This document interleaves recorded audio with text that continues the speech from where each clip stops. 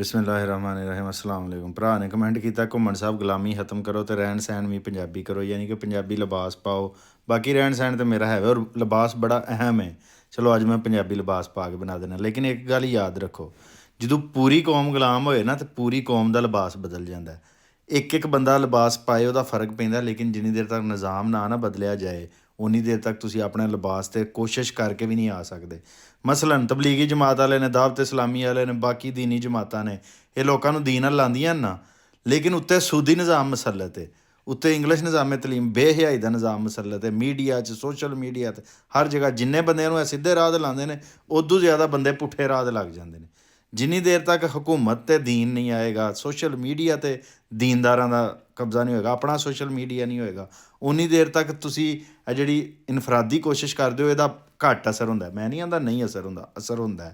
ਅੱਜ ਤੁਸੀਂ ਪੰਜਾਬੀ ਜ਼ਬਾਨ ਲਾਜ਼ਮੀ ਕਰ ਦਿਓ, ਠੀਕ ਹੈ, ਪੰਜਾਬੀ ਹੋਣ 'ਤੇ ਫਖਰ ਕਰਾਉਣਾ ਸ਼ੁਰੂ ਕਰ ਦਿਓ, ਪੰਜਾਬੀ ਨੌਕਰੀ ਵਾਸਤੇ ਜ਼ਰੂਰੀ ਕਰ ਦਿਓ। ਇੱਜ਼ਤ ਉਹਦੀ ਹੋਏਗੀ ਜਿਹੜਾ ਪੰਜਾਬੀ ਬੋਲੇਗਾ, ਪੰਜਾਬ 'ਚ ਸਿੰਧੀ, ਬਲੋਚੀ, ਪਸ਼ਤੋ ਬੋਲੇਗਾ।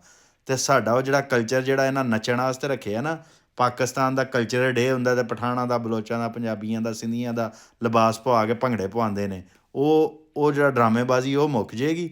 ਲੋਕ ਆਪਣੇ ਪਿਓ ਦਾ ਦਾ ਲਿਬਾਸ ਆਪ ਹੀ ਪਾਉਣਾ ਸ਼ੁਰੂ ਕਰ ਦੇਣਗੇ। ਜਦੋਂ ਤੁਹਾਡੇ ਉਸਤਾਦ ਅੰਗਰੇਜ਼ੀ ਲਿਬਾਸ ਪਾਉਂਦੇ ਨੇ, ਅੰਗਰੇਜ਼ੀ ਬੋਲਦੇ ਨੇ, ਤੁਹਾਡੇ ਵੱਡੇ ਵੱਡੇ ਅਫਸਰ ਅੰਗਰੇਜ਼ੀ ਲਿਬਾਸ ਪਾਉਂਦੇ ਨੇ, ਅਤੇ ਉਹ ਮਾਸ਼ਰਾ ਪੂਰਾ ਉਹਨਾਂ ਦੀ ਗੁਲਾਮੀ ਕਰੇਗਾ, ਉਹਨਾਂ ਦੇ ਪਿੱਛੇ ਚੱਲੇਗਾ। ਜਦੋਂ ਤੁਹਾਡੇ ਜੱਜ, ਜਰਨਲ, ਵੱਡੇ ਵੱਡੇ ਅਫਸਰ, ਤੁਹਾਡੇ ਉਸਤਾਦ ਪੰਜਾਬੀ, ਸਿੰਧੀ, ਬਲੋਚੀ, ਪਸ਼ਤੂਨਾਂ ਵਾਲਾ ਲਿਬਾਸ ਪਾਉਣਗੇ, ਇਹੀ ਜ਼ੁਬਾਨ ਬੋਲਣਗੇ, ਆਪਣੀਆਂ ਜ਼ੁਬਾਨਾਂ ਨੂੰ ਇੱਜ਼ਤ ਦੇਣਗੇ, ਪੂਰਾ ਮਾਸ਼ਰਾ ਉਹਨਾਂ ਦੀ ਪੈਰਵੀ ਕਰੇਗਾ।